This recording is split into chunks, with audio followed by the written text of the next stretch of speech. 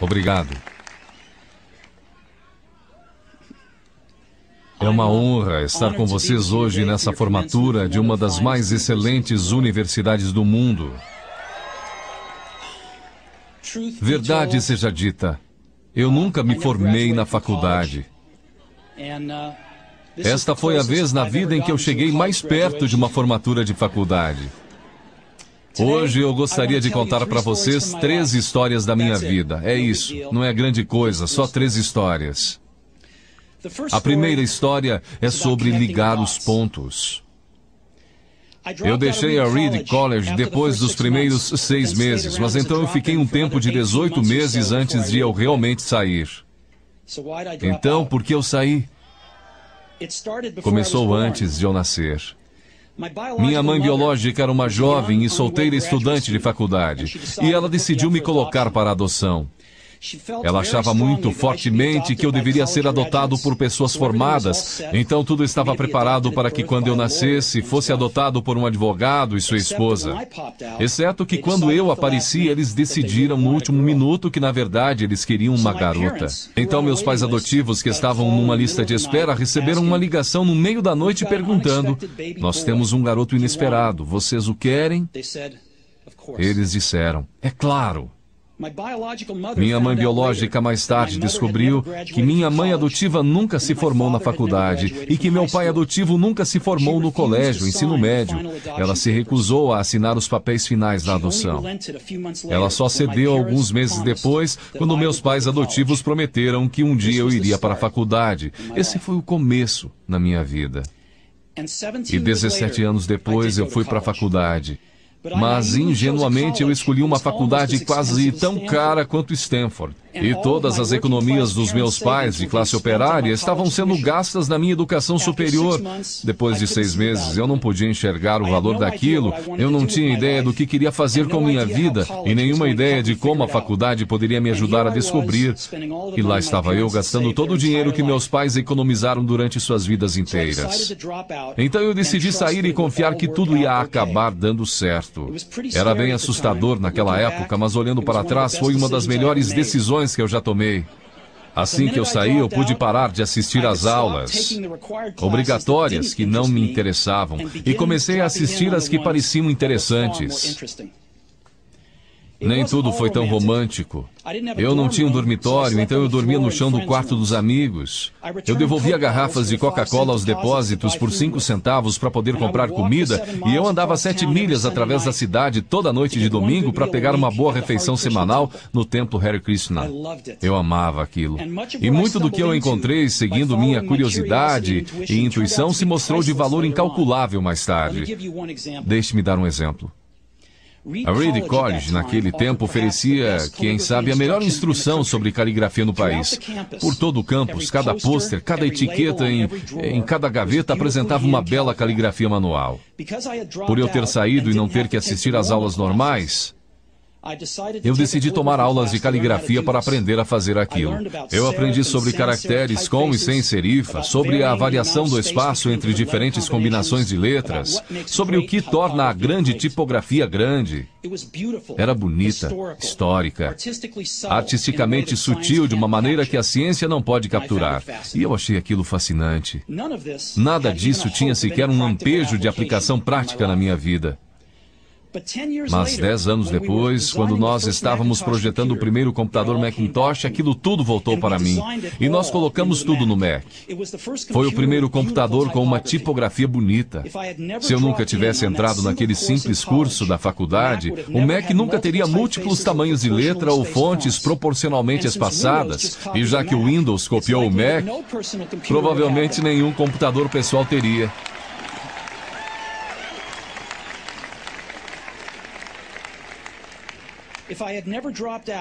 Se eu nunca tivesse deixado a faculdade, eu nunca teria entrado na aula de caligrafia, e os computadores pessoais poderiam não ter a maravilhosa tipografia que eles têm. Claro que era impossível conectar os pontos. para frente quando eu estava na faculdade, mas ficou muito claro olhando para trás 10 anos depois. De novo, você não pode conectar os pontos olhando adiante, você só pode conectá-los olhando para trás. Então você tem que confiar que os pontos de algum jeito vão se conectar em seu futuro. Você tem que confiar em alguma coisa, seu Deus, destino, vida, karma, seja o que for. Porque acreditar que os pontos vão se ligar em um momento vai te dar confiança para seguir seu coração, mesmo que ele te leve para um caminho diferente do previsto. E isso fará toda a diferença.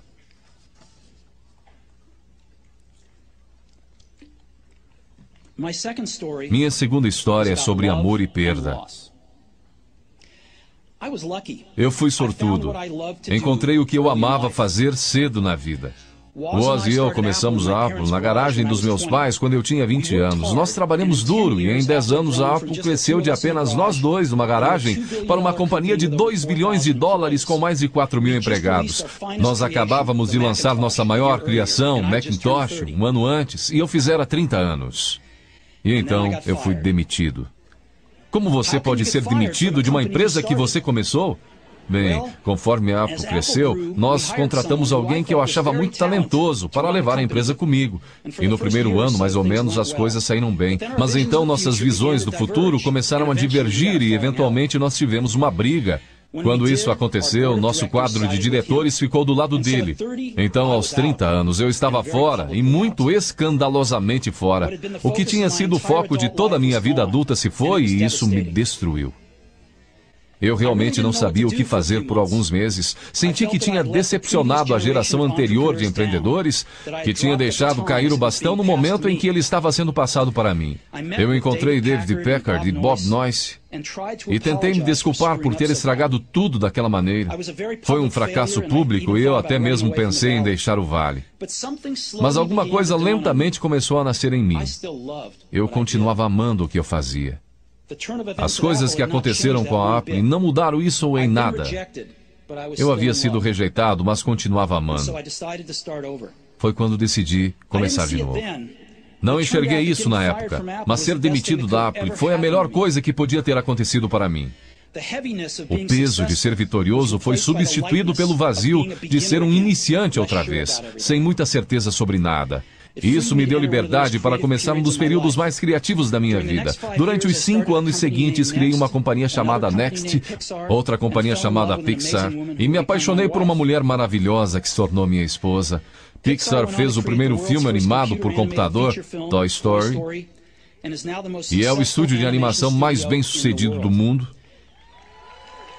Em uma inacreditável guinada de eventos, a Apple comprou a Next.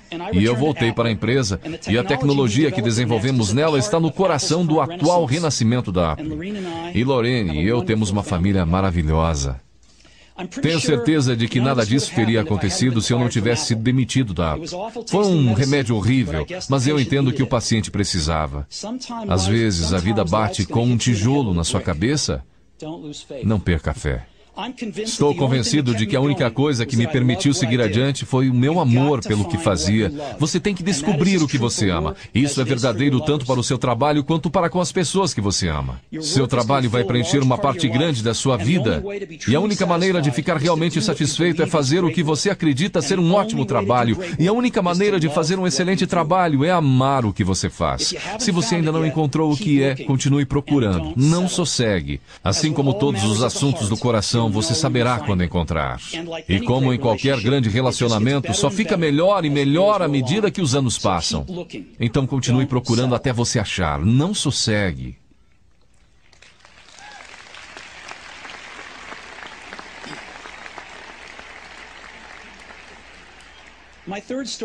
Minha terceira história é sobre a morte. Quando eu tinha 17 anos, eu li uma citação mais ou menos assim: se você viver cada dia como se fosse o último, algum dia provavelmente você vai acertar.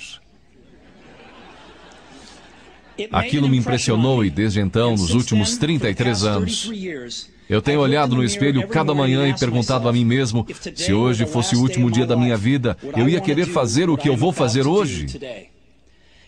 E sempre que a resposta foi não, por vários dias seguidos, eu soube que eu tinha que mudar alguma coisa. Lembrar que eu logo vou estar morto é a ferramenta mais importante que eu já encontrei para me ajudar a fazer grandes escolhas na vida. Porque quase tudo, toda a expectativa exterior, todo o orgulho, todo o medo de dificuldades ou falhas, estas coisas simplesmente somem em face da morte, deixando apenas o que é realmente importante. Lembrar que você vai morrer é a melhor maneira que eu conheço para evitar a armadilha de achar que você tem algo a perder. Você já está nu, não há razão para não seguir seu coração. Mais ou menos há um ano eu recebi um diagnóstico de câncer. Eu fiz um exame às 7h30 da manhã e ele mostrou claramente um tumor no meu pâncreas. E eu nem sabia o que era um pâncreas. Os médicos me disseram que era quase com certeza um tipo incurável de câncer e que eu não devia esperar viver mais do que de 3 a 6 meses. Meu médico me aconselhou a ir para casa e botar meus negócios em ordem, o que no idioma dos médicos significa prepare-se para morrer. Significa tentar dizer aos seus filhos tudo o que você pensou que teria os próximos 10 anos para lhes dizer em apenas uns poucos meses. Significa ter certeza que tudo está no lugar para que seja tão fácil quanto possível para sua família. Significa dizer adeus. Eu fiquei com aquele diagnóstico o dia inteiro. Depois, naquela noite, eu tive uma biópsia, em que eles enfiaram um endoscópio na minha garganta através do meu estômago e dentro dos meus intestinos, colocaram uma agulha no meu pâncreas e pegaram algumas células do tumor. Eu estava sedado, mas minha esposa, que estava lá, me disse que quando eles viram as células no microscópio, os médicos começaram a chorar, porque descobriram que era uma forma muito rara de câncer pancreático que seria curável através de cirurgia. Eu fiz a cirurgia e hoje eu estou bem.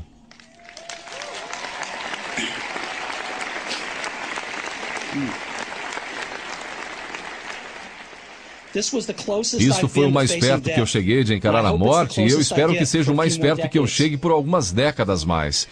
Tendo sobrevivido, hoje eu posso dizer isto a vocês com um pouco mais de certeza do que quando a morte era um conceito útil, mas puramente intelectual.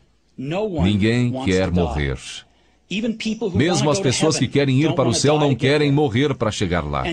E mesmo assim, a morte é o destino que todos nós compartilhamos. Ninguém nunca escapou dela. E é como deveria ser, porque a morte é muito provavelmente a melhor invenção da vida. É o agente de mudança da vida. Ela tira o velho do caminho para dar espaço ao novo.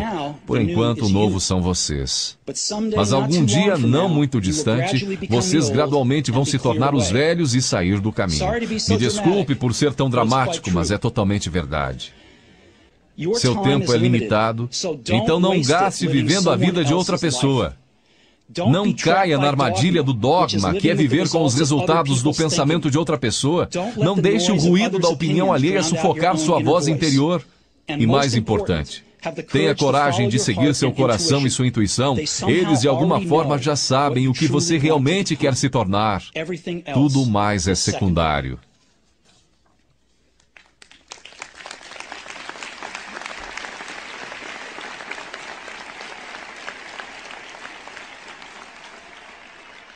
Quando eu era jovem, havia uma maravilhosa publicação chamada O Catálogo de Toda a Terra, que era uma das Bíblias da minha geração.